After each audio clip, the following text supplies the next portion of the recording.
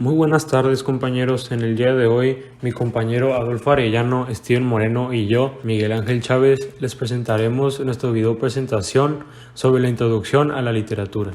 La literatura se divide en tres grandes épocas: antigua, moderna y contemporánea, la cual cada una cuenta con sus propias características, sus principales exponentes y además que cada época generó corrientes literarias específicas de cada una. La literatura antigua fue del siglo V al siglo XV. Esos fueron los inicios de la literatura. En esta época generalmente las obras se transmitían de manera oral, de boca a boca, ya que aún la imprenta no se había inventado. La literatura continúa con la época moderna del siglo XV al siglo XVII. Son temas que comenzaron a centrarse en la búsqueda de la verdad, de la realidad. Se comenzaron a difundir obras de manera impresa, ya que para mediados de esta época ahora sí se inventó la imprenta. Se gustaba del original e insólito en las obras. Finalmente, se tiene la literatura contemporánea, del siglo XIX al siglo XX, la cual se caracterizó principalmente porque se optó por el individualismo. Se buscaba una renovación en todos los sentidos de la literatura, por lo que comenzaron a generarse corrientes de pensamientos futuristas. Se comenzaron a rechazar las reglas, ya que éstas no te permitían ser libre, y se comenzaron a apelar los sentimientos, así como empezaron a destacar la objetividad al momento de tratar los temas. La época antigua comienza con la invención de la escritura y concluye con la saqueo y destrucción de Roma en el siglo V de la era cristiana.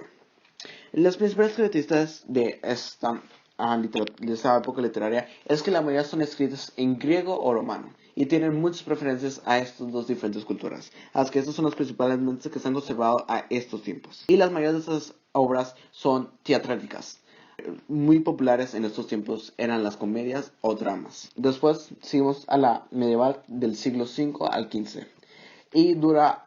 La época medieval o la época media abarca casi 10 siglos, desde la caída de Roma a manos de los bárbaros hasta la caída de Constantinopla por el Imperio Otomano en 1943. Principales características de esta es que la literatura de estos tiempos estaba compuesta básicamente por escritos religiosos, concreto, amplio y complejo, que abarca desde los criterios más sagrados hasta los más profanos. A causa de la gran amplitud espacial y temporal de este periodo, se hace fácil hacer la literatura medieval en términos generales sin caer en simplificaciones. Por ello, es más adecuado caracterizar las obras literarias por su lugar de origen, su lenguaje o su género. La siguiente época es la moderna. La época moderna comienza con el siglo XIX y es de 1983. Los principales movimientos dentro de la literatura moderna es el romanticismo literario. Este movimiento se desarrolló a fines teniendo como principal estándar la libertad de ser en sus distintas fases de vida.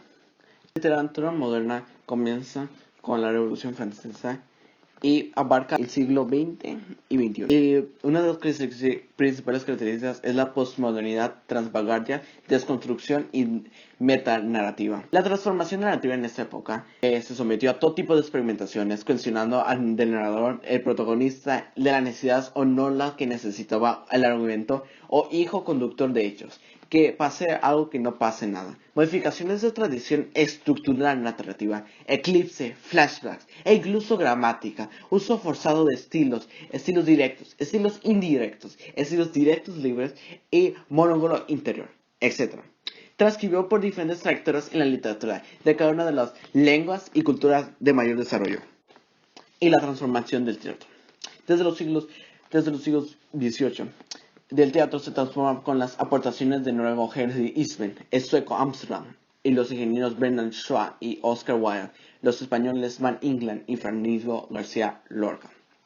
Especialmente importante tuvo medianas. Fundamental importancia de toda la renovación de las formas en que se considera la puesta en la escena, las obras teatrales, desde el trabajo de los actores y la autoría y los roles tradicionales en las compañías teatrales y la acomodación de impuestos de efectos especiales durante estas obras.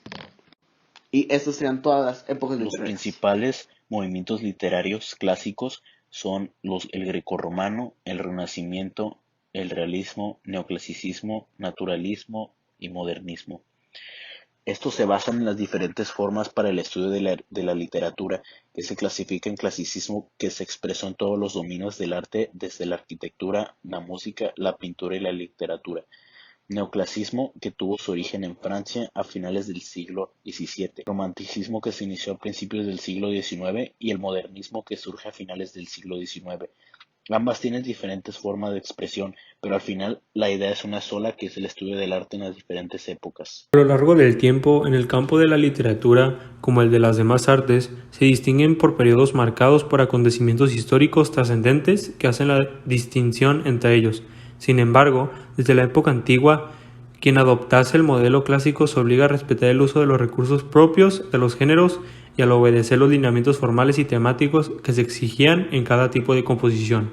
A lo largo de la historia, muchos artistas han optado por la obediencia al modelo establecido por los griegos.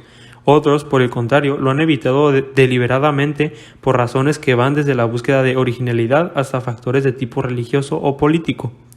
Así podemos identificar dos grupos de movimientos o corrientes que prevalecen en cada época literaria: los apegados al modelo grecolatino, movimientos clásicos o normativos, y los apartados de dicho modelo, movimientos no clásicos o liberales. De manera esquemática podemos representarlos así. Movimientos no clásicos se caracterizan ante todo por una búsqueda de originalidad por la parte de los artistas. No quieren parecerse a nadie, particularmente a quienes representan la tendencia anterior.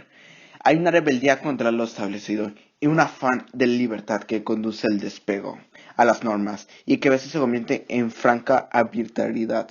La única medida de estas es que cada artista impone a su creación. Esta nueva perspectiva de la creación estética conduce en sus mejores momentos la creación de obras originales, novedosas, espontáneas y sinceras. Se baja no a regular caen en desequilibrio. Por otra parte, podemos observar que desde el punto de las vistas religiosos, los movimientos no clásicos liberales manejan aspectos importantes de la realidad cristiana, sea para defenderla, sea para exhibirla o atacarla. Constantes de los movimientos no clásicos. Ignoran el modelo clásico, procuran ser originales, individualismo temático, rechazan a las reglas y normas rigidas por el frente la libertad. Aclarar que la originalidad de estos movimientos no consiste en abordar asuntos nuevos o formas